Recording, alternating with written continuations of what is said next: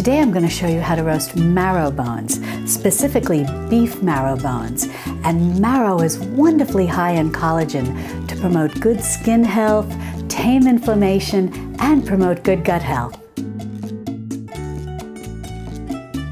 Hi sweet friends, I'm Mary and welcome to Mary's Nest, where I teach traditional cooking skills for making nutrient-dense foods like bone broth, ferments, sourdough, and more. So if you enjoy learning about those things, consider subscribing to my channel. And don't forget to click on the little notification bell below. That'll let you know every time I upload a new video. When it comes to roasting beef marrow bones, I really like the ones that are cut just to be about an inch like this. So as I said, these are just cut about an inch, and the marrow is right here, and I'm going to overlay some pictures so you can see exactly what I'm talking about. Now, you also have the option of roasting those large marrow bones that you've often seen me use when we make beef bone broth. Sometimes they're a medium cut, sometimes they're a little longer cut. And if you roast those, you then have to sort of pull out the marrow. And I find it's not as tasty as when a small amount of marrow like this is exposed to the heat in the oven, and it gets sort of a little brown coloring to it, a little richer flavor. So I just find it's better to do it like this.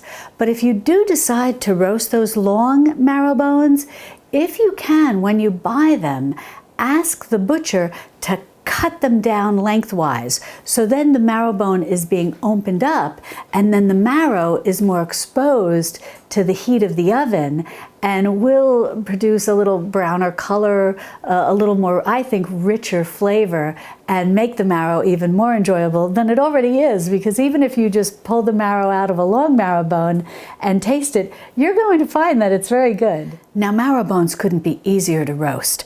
All you want to do is set your oven to 450 degrees Fahrenheit and roast these for about 15 minutes. Now, if you use the long marrow bones or medium marrow bones and ones maybe that you've had cut down lengthwise, it's probably still going to take maybe about 15 minutes or maybe just a little bit longer. You'll just want to keep an eye on them. What you're going to be looking for, and I'll show you when these come out of the oven, is this will be soft and it'll take on a little color, but you don't want it to the point where it's overcooked and it's mushy and it's oozed out of the bone. You want it to still be inside the bone, but soft and with a little color. Now really you have two options at this point. You can sprinkle them with a little salt and a little pepper, and then put them into the oven to roast, or you can sprinkle them with a little salt and pepper once they come out of the oven. I like to just cook them completely plain and then season them afterwards. I find that the texture of the marrow stays a little better without the salt being on top of it. I don't know if maybe the salt is leaching some of the moisture out of it or whatever the case may be, but I just find roasting them completely plain to be the best. Now I want to mention, if you're new to bone marrow, you may be wondering, why do I even want to roast bone marrow? And after I roast it, what do I do with it? Well, we'll go over the nutrition in a bit, but what you do once it comes out of the oven and is roasted, you scoop it out and you can put it on a toast point, which is delightful, and sprinkle it with a little bit of salt and enjoy it. It has a smooth, almost sweet flavor, not in many ways unlike butter. You can also use it to toss with cooked vegetables to improve their nutrition, or you can whip it back into your bone broth or whip it into a soup. It has many uses. And not only is it tasty, it's extremely nutritious. Bone marrow is very high in fat and very high in collagen, collagen being a type of protein. And the type of fat in bone marrow is a fat that's very high in conjugated linoleic acid. And please excuse my pronunciation, I'm no scientist. And lucky for us lay people, it's abbreviated CLA. You may see it when you read articles on nutrition, capital C, capital L, capital A. And CLA, especially when it comes from bone marrow from animals, in this case cattle, that have been raised on grass, it's really high in CLA. And what is CLA good for?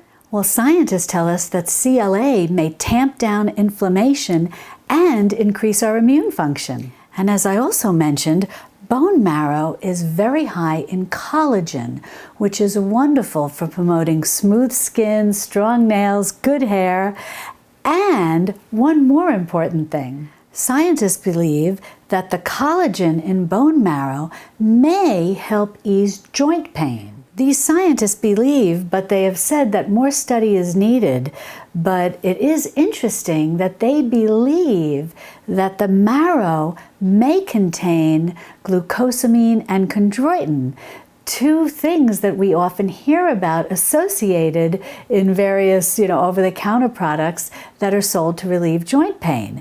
And scientists think that it may be in bone marrow. And so bone marrow may actually help, when we consume it, help relieve joint pain that we might have. So you never know. While they're working on researching this type of thing and getting more information to us, we might as well go ahead and enjoy some bone marrow. Maybe it'll actually help relieve a few aches and pains. Well, my oven's preheated to 450 degrees Fahrenheit, so let me go and pop these in for about 15 minutes. Then I'll take them out and show you, and we'll enjoy some. Well, I just took these out of the oven, and they were in exactly for 15 minutes, and they look perfect.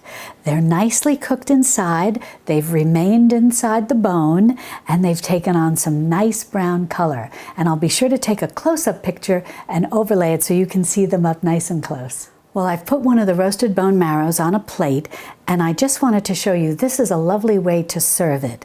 And I'll take a close-up picture and overlay it so you can see. But it's nice to just put one or two of the marrow bones on a plate with a couple of little toasts here. This is just a French baguette, a sourdough baguette that I've sliced and toasted.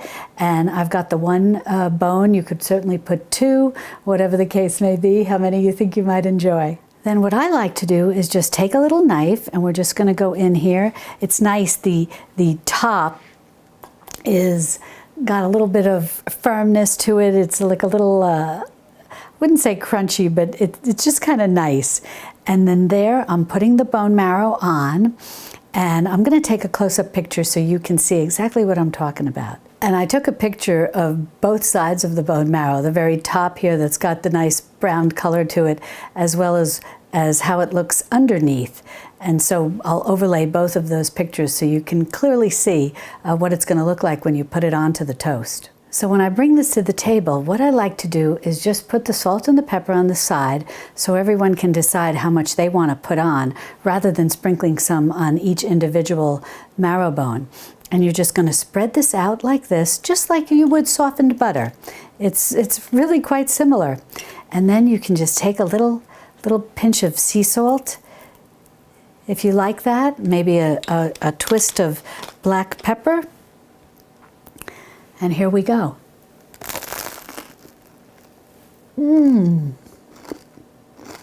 This is really so delicious.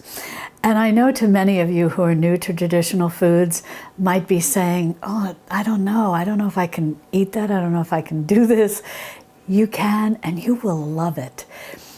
It tastes like butter, but if you like beef, if you like a steak or any kind of beef, a pot roast or a wonderful, New York strip steak, it has a little bit of a meaty flavor to it.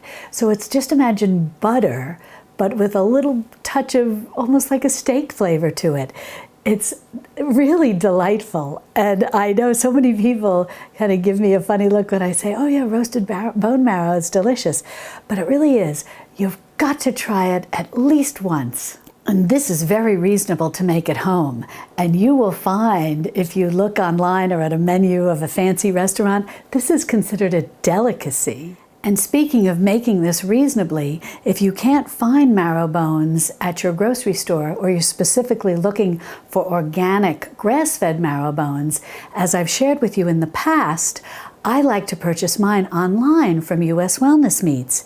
And the people there are so kind, and they've given me a discount code for my viewers to use for 15% off regularly priced items. So be sure to check the description below where I have all the information about that. If you'd like to learn more about traditional cooking, be sure to subscribe to my channel and then click on this video over here where I show you how to make beef bone broth, a perfect beverage to go along with roasted bone marrow. And I'll see you over there in my Texas Hill Country kitchen. Love and God bless.